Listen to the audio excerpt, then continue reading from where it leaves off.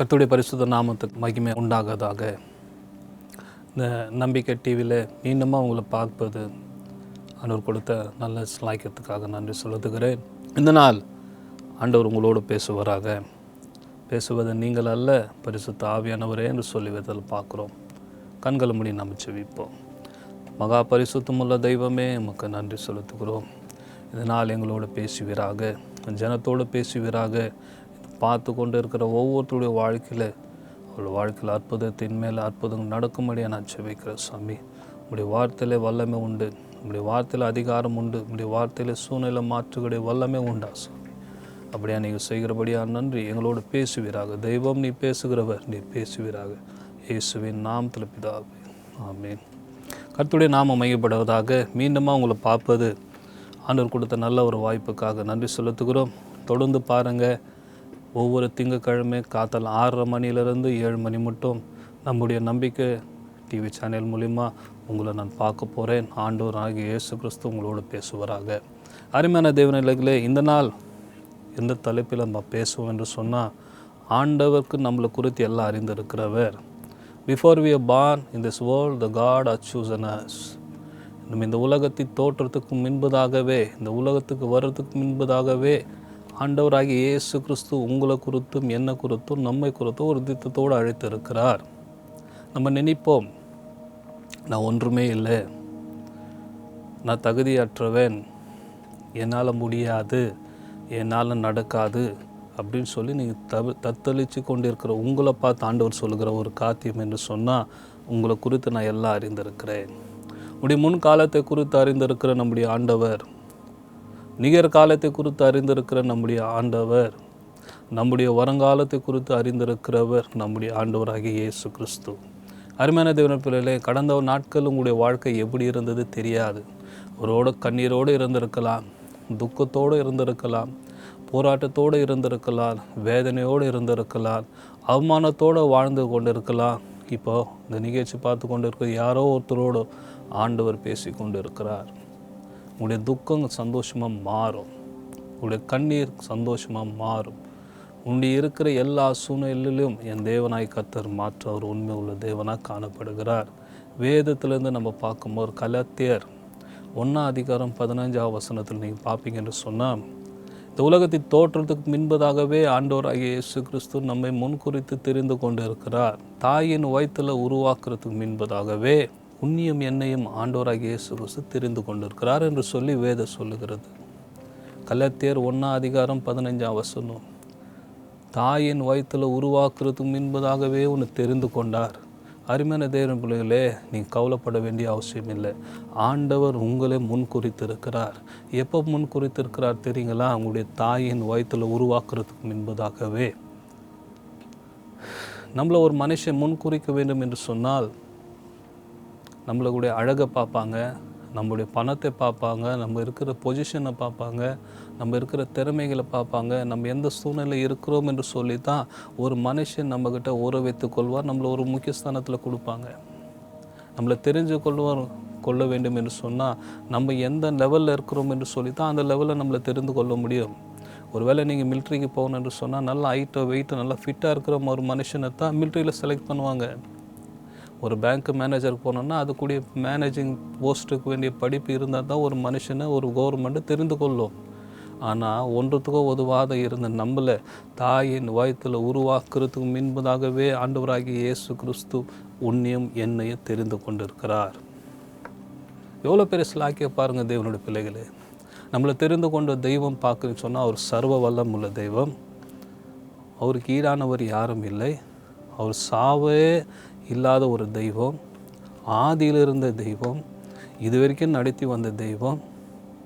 இது வரைக்கும் உன் குடும்ப பிரச்சனையில் ஆண்டவராகிய இயேசு கிறிஸ்து உடைய கஷ்ட மத்தியில் ஆண்டவரும் கூட இருந்து நடத்தினார். காரணம் என்று சொன்னால், வேதம் சொல்வது, தாயின் வயிற்றில் உருவாக்குறதுக்கு முன்பதாகவே உன்னை நான் தெரிந்து கொண்டேன். அது மட்டும் இல்லை, அந்த வசனத்தில் நீங்கள் பார்த்தீங்கன்னா, எனக்கு பிடிச்ச ஒரு வார்த்தை, கிருபையினால் நம்மளை ரட்சித்தாராம், கிருபையினால் நம்மளை தெரிந்து கொண்டாராம். கொஞ்சம் யோசித்து பாருங்கள் தேவனுடைய பிள்ளைகளே. நம்மளை தெரிந்து கொண்ட ஒரு தெய்வம், தாயின் வயிற்றில் உருவாக்குறதுக்கு முன்பதாக தெரிந்து கொண்டு அவர் கிருபையாக நம்மளை தெரிந்து கொண்டு இருக்கிறார். அவருடைய கிருபை பெரிது ஆண்டவரே. அவருடைய தெய்வ பெரிது. இது வரைக்கும் அவர் உங்களை கிருபையாக நடத்தினாரே, இது வரைக்கும் உங்களை சுமந்து வந்தார், இது வரைக்கும் உங்களை தப்பித்து வந்தார், இது வரைக்கும் உங்கள் வாழ்க்கையில் ஜெயத்தை கொடுத்து வந்தாரே. சோர்ந்து போய் இருக்காதீங்க. உங்களுடைய முன்காலத்தை குறித்து இயேசுவுக்கு தெரியும். உங்களுடைய முன்காலம் என்ன சொன்னால், கடந்த நாட்கள் உங்களுக்கு கண்ணீரின் பாதை, துக்கத்தின் பாதை, அவமானத்தின் பாதை. நான் ஒன்றத்துக்குமே இல்லை.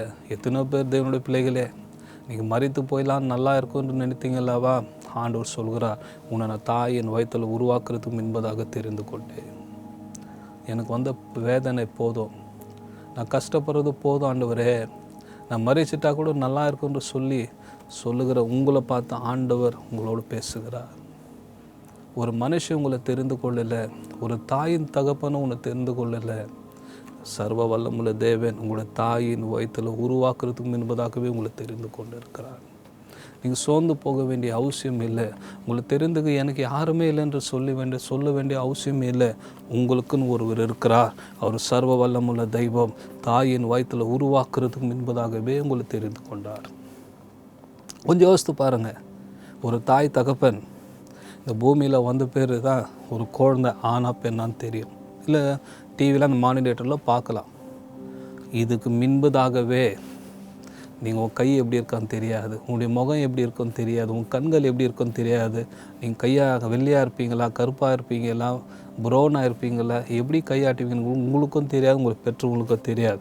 இதுக்கு முன்பதாகவே ஆண்டவராகிய இயேசு கிறிஸ்து உங்களை அறிந்திருக்கிறவர். இந்த வேதம் சொல்லுகிறது காரியம் என்ன சொன்னால், தாயின் வயிற்றில் உருவாக்குறது முன்பதாகவே உங்களை தெரிந்து கொண்டார். இந்த உலகத்தின் தோற்றத்துக்கு முன்பதாகவே, இந்த உலகத்தை நீங்கள் வரத்துக்கு முன்பதாகவே, இந்த உலகத்துக்கு வந்து நீங்கள் அழகாக இருப்பீங்களா, என்ன படிப்பீங்க, எந்த வேலையில் இருப்பீங்க, யார் திருமணம் பண்ணுவீங்க, எந்த வேலைக்கு போவென்று சொல்கிறதுக்கு முன்பதாகவே ஆண்டவராகிய இயேசு கிறிஸ்து உங்களுக்கு முன் குறித்திருக்கிறார். அருமையான தேவனுடைய பிள்ளைகளே, உங்களுக்கு யாரும் இல்லைன்னு சொல்லி கலங்கி இருக்காதீங்க. என்னுடைய பாதை கடினமான பாதை என்று சொல்லாதீங்க. உங்களை முன் குறிச்சிருக்கிற ஒரு தெய்வம் இயேசு உயிரோடு இருக்கிறார். உங்கள் தாயின் வயிற்றில் வர்றதுக்கு முன்பதாக உங்களுக்கு குறித்து ஒரு நோக்கத்தோடு தான் ஆண்டவராகிய இயேசு கிறிஸ்து உங்களுக்கு தெரிந்து கொண்டு இருக்கிறார். நீங்கள் சொல்லலாம், எனக்கு படிப்பு இல்லை, என்கிட்ட பணம் இல்லை, என்கிட்ட பேர் இல்லை, என்னை யாரும் மதிக்கலை என்று சொல்லுகிற உங்களோட பார்த்து தான் ஆண்டவர் சொல்லுகிறார், நான் உன்னை தெரிந்து கொண்டேன். எப்போ தெரிந்து கொண்டார் ஆண்டவர்? தாயின் வயிற்றில் உருவாக்குறதுக்கு முன்பதாகவே உங்களை தெரிந்து கொண்டு இருக்கிறார். ஆண்டவர் எல்லாரையும் தெரிந்து கொள்ளவில்லை. வேதத்தில் நீங்கள் பார்ப்பீங்க என்று சொன்னால், ஆண்டவர் ஒரு மனுஷனை தெரிந்து கொள்ளுகிறதுக்கு ஒரு அர்த்தம் உண்டு, ஒரு காரணம் உண்டு. காரணம் இல்லாத ஆண்டவர் யாரும் தெரிந்து கொள்ள மாட்டார். ஒரு உதாரணம் நான் உங்களுக்கு சொல்லுகிறேன். நம்ம கூட இருக்கிறவங்க, நம்ம கூட படித்தவங்க, நம்ம கூட வேலை செய்கிறோம், நம்ம சொந்தத்துலேயும் அக்கப்பக்கத்தில் எவ்வளோ பேர் ரட்சிக்காமல் ஆண்டவர் உன்னையும் என்னையும் நம்மையும் ரட்சித்திருக்கிறாருன்னாக்கா, ஆண்டவர் நம்ம வாழ்க்கையில் ஒரு நோக்கம் உண்டு. ஆண்டவருக்கு நம்மள வாழ்க்கையில் ஒரு நோக்கத்தோடு தான் உங்களையும் என்னை தெரிந்து கொண்டு இருக்கிறார். நோக்கம் இல்லாத ஆண்டவராகிய இயேசு கிறிஸ்து யாரும் தெரிந்து கொள்ளவில்லை. ஒரு உதாரணத்துக்கு வேதத்தில் பார்க்கணுன்னா, எரேமியா 1:5 பாருங்கள். எரேமியா தாயின் வயிற்றில் உருவாக்குறதுக்கு முன்பதாகவே ஜாதிகளுக்கு தீர்க்கதரிசியை ஆண்டவர் உண்டாக்குனாராம். தாயின் வயிற்றில் உருவாக்குறார். நீயும் நானும் தேவனுடைய பார்வையில் விசேஷமானவர்கள். நீயும் நானும் தேவனுக்காக தெரிந்து கொள்ளப்பட்ட ஒரு ஆசாரி கூட்டம். நீயும் நானும் தேவனுக்கு வேண்டும். அதுக்காக தான் ஆண்டவர் நம்ம தெரிந்து கொண்டார். எரேமியா பாருங்கள், தாயின் வயிற்றில் உருவாக்குறதுக்கு முன்னவே ஜாதிங்களுக்கு தீர்க்கதரிசியை ஆண்டவர் நியமிச்சிருக்கிறார். அப்போது உங்களுக்கு ஒரு திட்டம் உண்டு தேவனுடைய பிள்ளைகளே, உங்களுக்குன்னு ஒரு திட்டம் உண்டு. திட்டம் இல்லாத நீங்கள் பிறக்கலை. திட்டம் இல்லாத ஆண்டவராகிய இயேசு கிறிஸ்து உங்களை தெரிந்து கொள்ளவில்லை. You are not be alone. Always God is with you. Wherever you go, my Jesus will be with you and do a miracles in your life. எப்போ நம்ம வாழ்க்கையில் அற்புதம் நடக்கும் தெரியுங்களா? ஆண்டவர் என் கூட இருக்கிறார்னு ஒரு நம்பிக்கை இருந்தால் தான். நம்மளை குறித்து எல்லாம் அறிந்திருக்கிறவர், நம்முடைய முன்காலத்தை குறித்து அறிந்திருக்கிறவர். பாவியில் பிரதான பாவியான்னு யாருக்கு தெரியும்? போன வருஷம் இல்லை, முன்ன வருஷம் நம்ம பிறந்ததுலேருந்து இந்த நாள் முட்கொள்ளும் ஆண்டவர் நம்முடைய முன்காலத்தை குறித்து அறிந்திருக்கிறவர். நம்முடைய துக்கம் தெரியும், நம்முடைய அவமானங்கள் தெரியும், நம்முடைய கண்ணீரின் பாதைகளை தெரியும். நீங்கள் செய்த தான தர்மமும் ஆண்டவருக்கு தெரியும், நீங்கள் செய்த நன்மையும் ஆண்டவருக்கு தெரியும். உங்களுடைய முன்காலத்தை அறிந்திருக்கிறவர். உங்களுடைய நிகழ்காலம், இந்த காலத்தில் எப்படி வறுமையில் இருக்கிறீங்க, போராட்டத்தில் இருக்கிறீங்க, அதுவும் ஆண்டவருக்கு தெரியும். தேவனுடைய பிள்ளைகளே, தேவனுக்கு மறைவான நம்மளுடைய வாழ்க்கையில் ஒன்றுமே நடக்காது. நீங்கள் துக்கம் இருந்தாலும் ஆண்டவருக்கு தெரியும், நீங்கள் மகிழ்ச்சியாக இருந்தாலும் ஆண்டவருக்கு தெரியும், நீங்கள் கண்ணீரின் பாதையில் நடந்தாலும் ஆண்டவருக்கு தெரியும். ஏன்னா நம்முடைய நிகழ்காலத்தை அறிந்திருக்கிறவர் நம்முடைய ஆண்டவராகிய இயேசு கிறிஸ்து. நம்முடைய நிகழ்காலத்தை அறிந்திருக்கிறவர் நம்முடைய தெய்வம். நம்மளை குறித்து ஒரு அக்கறையோடு திட்டத்தோடு தான் நம்மளை தெரிந்து கொண்டிருக்கிறார். அருமையான ஊழியரே, இதை பார்த்து கொண்டு இருக்கிற ஊழியக்காரே, உங்களுடைய திட்டத்தின்படி அல்ல, ஆண்டவர் உங்களை ஒரு திட்டத்தோடு அழைத்திருக்கிறார். உங்களுடைய சித்தத்தின்படி அல்ல, தேவனுடைய சித்தத்தை நிறைவேற்ற தான் ஆண்டவர் உங்களை தெரிந்து கொண்டு இருக்கிறார். உங்களை பார்த்து தான் ஆண்டவர் பேசுகிறார். சகோதரனே, உங்களுடைய திட்டத்தின்படி அல்ல, தேவனுடைய திட்டத்தின்படி நடந்துங்க. நம்ம நினைக்கிற காரியங்கள் அல்ல, உங்களுடைய நினைவுகள் என்னுடைய நினைவுகள் அல்ல, உங்களுடைய வழிகள் என்னுடைய வழிகள் இல்லைன்னு சொல்லி வேதம் சொல்லுகிறது. உங்கள் சொந்தமாக இஷ்டமாக குடும்பத்தை நடத்தாதீங்க, உங்கள் சொந்த இஷ்டமாக ஊழியத்தை செய்யாதீங்க. எல்லாவற்றுக்கும் தேவனை மின் வைத்து, ஆண்டவரே நீர் என்னை அழைத்தீர், என்னை தெரிந்து கொண்டீர், நான் என்ன காரியம் செய்வேன்னு சொல்லி கேட்டு பாருங்கள்.